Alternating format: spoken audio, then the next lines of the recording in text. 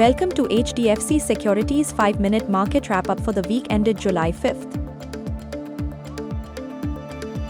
Indian equity rally continued with the Nifty closing at a new record high this week and ended the week higher by 1.3%. The BSE Midcap Index rose 2.7% this week and is up 7.3% in the last 30 days. The BSE Smallcap Index rose 3.9% for the week and is now up 17% in the past 30 days. Among sectoral gainers, Nifty IT Index rallied by 4.3% ahead of quarterly results. The Nifty Pharma Index ended higher by 3.7%. Almost all sectoral indices closed in the green. Only the BSE Consumer Durables and Nifty PSU Bank indices closed in the red and ended the week with marginal declines of 0.2%. Among weekly Nifty 50 gainers, ONGC shares were up by 4% this week while SBI, Reliance, Britannia and HUL increased by more than 2%. HDFC Bank shares declined 4.6% during the week. Shares of Titan Company saw a decline of 2%. In select market movers, Mazago Dock shares gained nearly 33% after being classified as a Navratna by the Union government. Shares of Castrol India surged 26% on news that it will provide advanced cooling fluids to Indian data center operators. Among losers, shares of ITD Cementation fell about 8% after news reports suggested that the parent is considering divesting stake in the company. Shares of Angel One Ltd fell 9.4% after SEBI discontinued slab-wise fee charged by exchanges to different brokers. Both FII and DII activity was mixed this week. FIIs were net buyers to the tune of Rs 6,800 crores of equities in cash this week.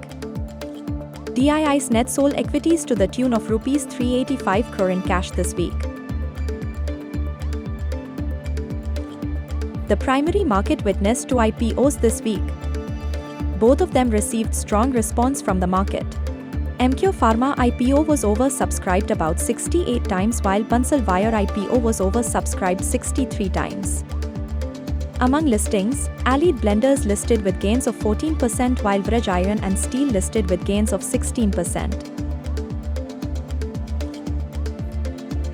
Indian officials have tempered expectations of a Tesla production facility in the country, noting a lack of communication from Elon Musk's team. NSE has capped opening price of SME IPOs at 90% over the issue price. This rule will not be applicable to main board IPOs. According to a report by Knight Frank, residential housing sales surged to an 11-year high and increased 11% over the last year. Share of premium housing increased to 34%. Government nearly doubled the windfall tax on crude petroleum following a surge in crude oil prices.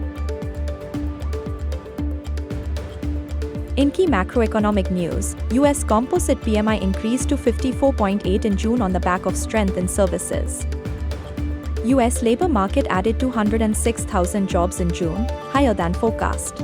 Unemployment rate increased to 4.1%. US Federal Reserve Chairman Jerome Powell said that US is returning to disinflationary path but need more confidence before cutting rates. Eurozone CPI grew by 2.5% YoY in June 24, down from 2.6% in May 24 and was in line with economists' expectations of 2.5%. Moving to bond markets, India's 10-year bond yields fell by 1.5 basis points to end the week at 6.99%. US's 10-year bond yields fell by 11 basis points after dovish comments from US Federal Reserve Chairman Jerome Powell. The US equity markets continued to reach new record highs. The Nasdaq Composite was up 3.5% during the week and is now up 6.8% in the last 30 days. In this section we discuss select research reports published by our research teams. The same can be accessed on our website. Our institutional research team published a results preview note on the IT sector.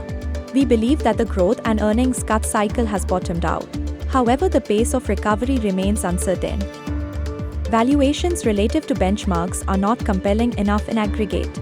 We prefer TCS and Persistent Systems in the sector. BPCL's market price is still factoring in very optimistic earnings growth. The rise in crude oil prices will adversely impact companies' marketing segment profitability. We reiterate our stance of refining margins moderating. We retain a reduced rating with a target price of Rs 275 per share. We have cut our target price for Angel One from Rs 3,500 per share to Rs 2,750 per share. SEBI has directed exchanges to discontinue the practice of charging turnover-linked slab-wise fee structures. This revenue stream contributes 20% to pre-tax profit of Angel One. We cut our PBT estimate for FY26 by 23%. That is all for this week. Do refer to the detailed disclaimer on your screens. The securities discussed in the presentation were for information and educational purposes only. Thank you.